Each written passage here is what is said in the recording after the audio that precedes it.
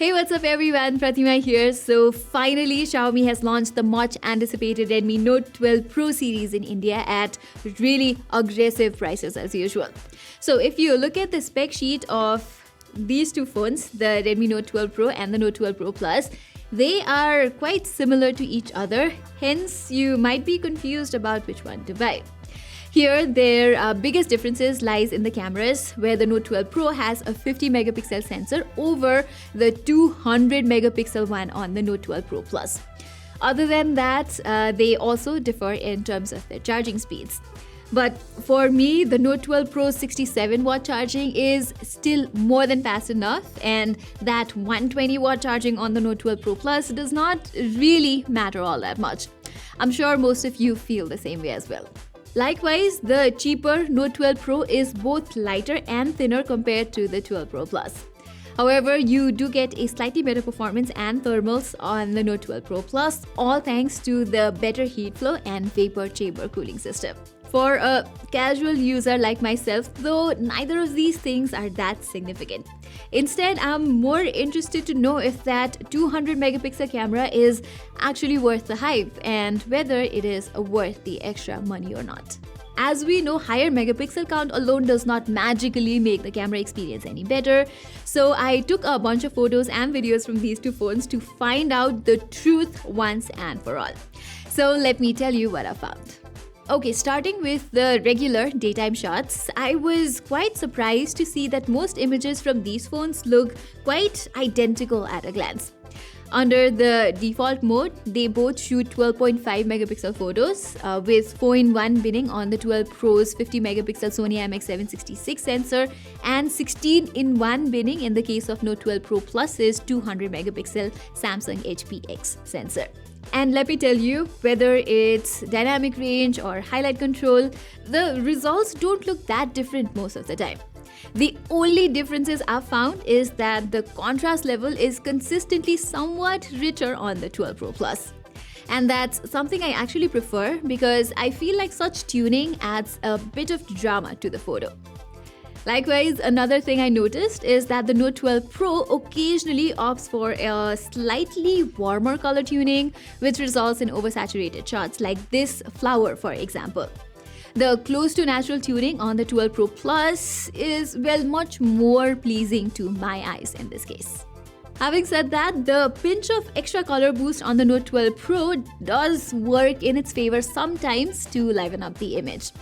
But then again, colors are a matter of personal preference, so if you like the slightly poppy, livelier photos from the Note 12 Pro, that's perfectly fine too.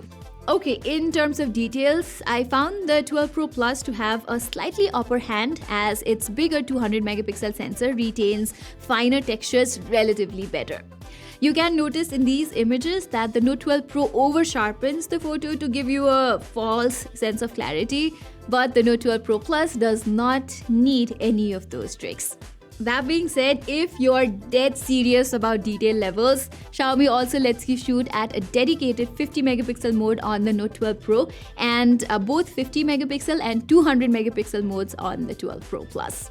And let me just tell you, the Note 12 Pro's high-res 50 megapixel photos hold their ground quite well, and that has impressed me, like honestly. The fine textures do turn out a bit rough and noisy here on some occasions compared to how the more expensive Note 12 Pro Plus manages smoother textures, but this is really not that big a deal.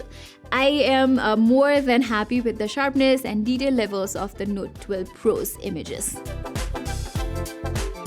Okay, while the primary images from both the phones don't disappoint at all, the ultra-wide-angle photos from these phones are simply not as impressive.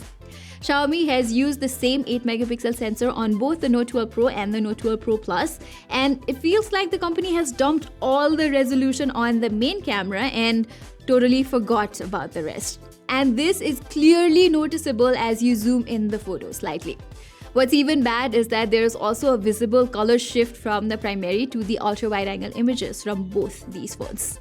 Now, if I have to nitpick, the 12 Pro's ultra-wide shots maintain better shadow details at times by lifting the exposure levels in tricky situations like this temple's roof, for instance. But on some other occasions, the Note 12 Pro Plus manages better dynamic range somehow. And I don't know why, but Xiaomi's imaging algorithm really likes boosting the blue sky as evident from these samples. So yeah, the ultra-wide-angle shots are not that impressive on both these phones. I mean, they're not horrendous or anything like that, but it's just that Xiaomi could have done a much better job in this regard. Now, the portrait situation on these phones is quite interesting.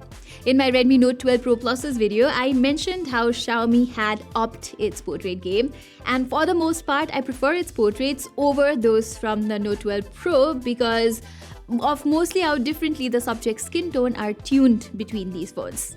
Here, the Note 12 Pro Plus maintains slightly better exposure and skin tone against how the subjects look somewhat pinkish from the Note 12 Pro. I did notice a bit of smoothing going on here, but it's not too significant. Their depth estimation and edge detection are pretty much the same though. The similarities between these two camera systems continue in the selfie department too. Both the cameras produce a red, kind of pinkish skin tone, slightly more on the Note 12 Pro, which I am not really a fan of. But one interesting thing I found is that the Note 12 Pro Plus tries to sustain better exposure on the subject's face without ever going overboard, which makes the selfies appear more pleasing to the eyes. So I am leaning towards the Note 12 Pro Plus on this one. Okay, let's now move on to the low light performance, and this is the one area where I had high hopes for that larger and wider aperture 200 megapixel sensor on the Note 12 Pro Plus. But as it turns out, the normal nighttime shots from the Note 12 Pro turn out better almost all the time. Be it glare control, be it highlights or exposure, that 50 megapixel sensor still manages to push some incredible results under low light conditions. The thing is, Redmi Note 12 Pro takes much longer to process the nighttime shots, whereas it feels like the Note 12 Pro Plus is almost in a hurry to deliver the photos for some reason, and that's why essentially it ends up ruining the shot. On the contrary, things take quite a turn when you turn on the night mode. With this, the Note 12 Pro Plus ends up taking superior photos with nice colors, contrast, details, and just better optimization overall. Xiaomi also lets you take nighttime photos from the ultra-wide-angle sensor on both these phones, and as expected, they're not that great. Alright, with that out of the way, it's time to talk about videos. Unfortunately, even though the Note 12 Pro and the Note 12 Pro Plus feature OIS on their main cameras, Xiaomi has not enabled it to stabilize the videos. It's not just Xiaomi, even Samsung in its A series of lineup disables OIS for videos to differentiate its mid-range lineup with the high-end ones.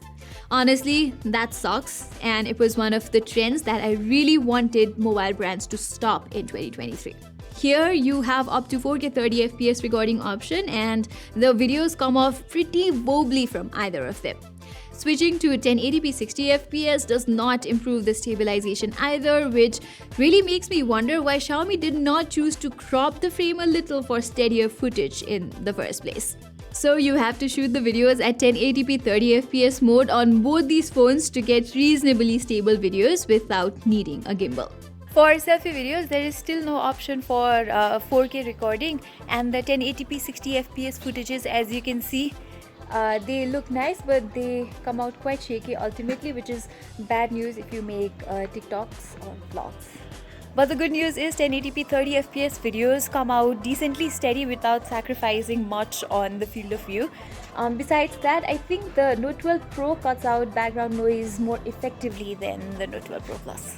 Okay, allow me to wrap things up now. So if you were confused between the Note 12 Pro and the Note 12 Pro Plus in terms of their cameras, rest assured, the Note 12 Pro's 50 megapixel camera system is still quite impressive, even though it does not have a crazy high resolution image sensor like the Note 12 Pro Plus. I wouldn't call this 200 megapixel lens gimmicky or anything, but it simply does not offer substantially better photos or videos as the price cap suggests. So save yourself some money and get the regular Note 12 Pro for the best value for your money. Having said that, I sincerely hope Xiaomi will continue to optimize this 200 megapixel sensor in the coming days. After all, this is the first time we've seen the Samsung HPX sensor in action. So with some further tweaking and tuning, maybe Xiaomi could unlock notably better performance from this sensor. So guys, that was all for today's video. I hope you enjoyed it. I enjoyed filming it as well. So I will be coming up with more camera comparisons like this in the future. So to never miss any of those, be sure to subscribe to our channel and hit that notifications icon. Till then, I'm Pratima Adhikari and I will see you in my next video.